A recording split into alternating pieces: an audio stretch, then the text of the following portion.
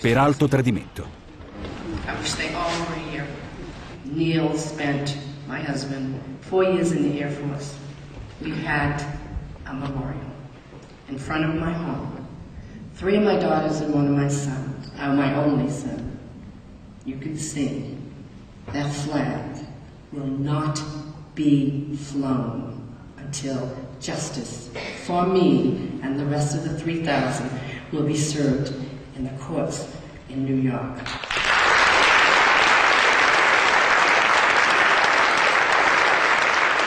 These are the questions that I want to ask Mr. Bush. It is still my personal belief that you intentionally allowed September 11, 2001 to happen. You gathered public support for a war on terrorism. I find distasteful for you to use our disaster of death and destruction for your political gain. Our American dreams of freedom have been shattered for the future generations to come. Thank you.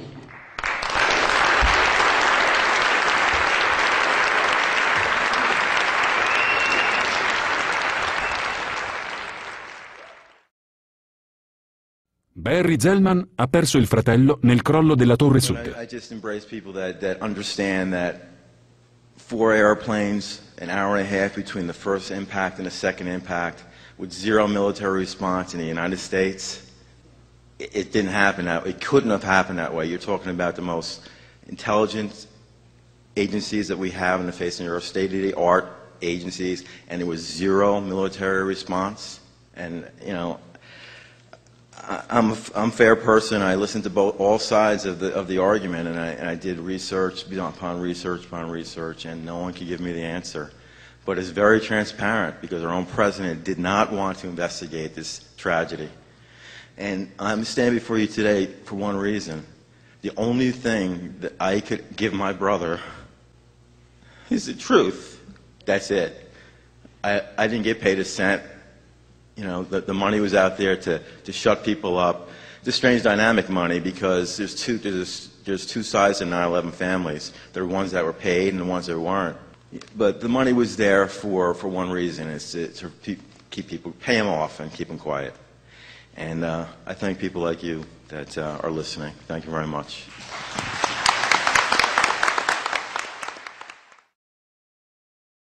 Kristen Breitmeyer, Lori Von Auken, Patti Casazza e Mindy Kleinberg sono conosciute come le vedove del New Jersey. Dal giorno degli attentati hanno unito le loro forze e combattono incessantemente perché la verità venga a galla. I knew right away. I knew approximately where his office was because he said that he was looking directly across at Tower 1, and I just had a feeling inside. And then when I saw the buildings subsequently collapse, I just said, my God, he is gone. And I fell to the floor and... What happened after those planes took off? And I think you feel this way too. Do you want to talk about that? You know, I have a lot of problems with the Pentagon. I don't understand how a plane could hit our Defense Department, which is the Pentagon, an hour after the first plane hit the first tower. I don't understand how that is possible. I'm a reasonable person, but when you look at the fact that we spend $500 billion on national defense, and you're telling me that a plane is able to hit our Pentagon, our Defense Department, an hour after the first tower was hit, there are procedures and protocols in place in this nation that are to be followed when transponders are disconnected, and they were not followed on September 11th. I thought democracy just worked, and I learned that it doesn't go like that.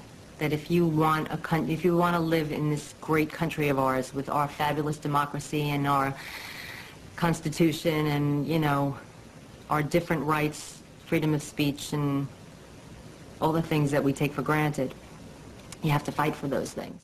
I had faith in all of my leaders on September 10th that they were doing the best jobs that they could to protect the lives of my loved ones, my friends, my countrymen. I didn't understand that I needed to look at the bigger picture. I've turned into a very disenchanted, fully awake, no longer naive person. I want to meet with the NSA, CIA, and the FBI together in one room.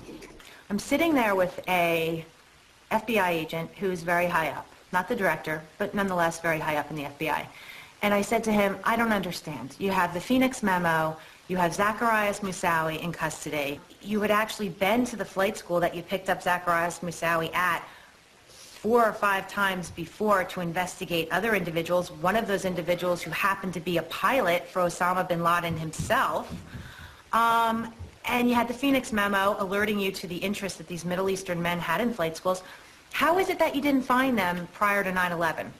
So this agent says to me, do you know how many flight schools there are in America? Thousands. Do you know how many ground instructors there are? Thousands. And you expected us to go to every single flight school to find these handful of men?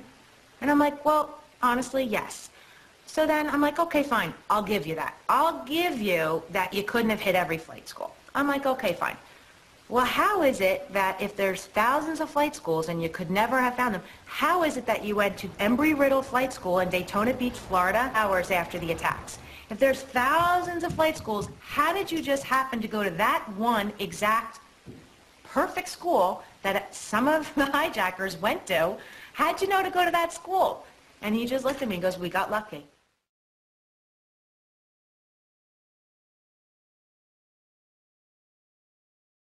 The last routine communication between ground control and the plane occurred at 8:13 a.m. Between 8:13 and 8:20, Flight 11 became unresponsive to ground control. Additionally, radar indicated that the plane had deviated from its assigned path of flight. Soon thereafter, transponder contact was lost. 2 Flight 11 airline attendants had separately called American Airlines reporting a hijacking, the presence of weapons, and the inflictions of injuries on passengers and crew. At this point, it would seem abundantly clear that Flight 11 was an emergency. And yet, according to NORAD's official timeline, NORAD was not contacted until 20 minutes later at 8:40 a.m. Tragically, the fighter jets were not deployed until 8:52 a.m., a full 32 minutes after loss of contact with Flight 11. Why was there a delay in the FAA notifying NORAD? Why was there a delay in NORAD scrambling fighter jets? How is this possible when NEADS was fully staffed with planes at the ready monitoring our airspace?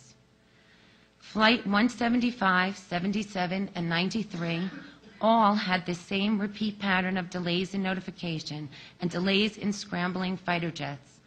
Delays that are unimaginable considering a plane had, by this time, already hit the World Trade Center. Is it luck that aberrant stock trades were not monitored? Is it luck when 15 visas are awarded based on incomplete forms? Is it luck when emergency FAA and NORAD protocols are not followed? Is it luck when a national emergency is not reported to top government officials on a timely basis? To me, luck is something that happens once. When you have this repeated pattern of broken protocols, broken laws, broken communication, one cannot still call it luck.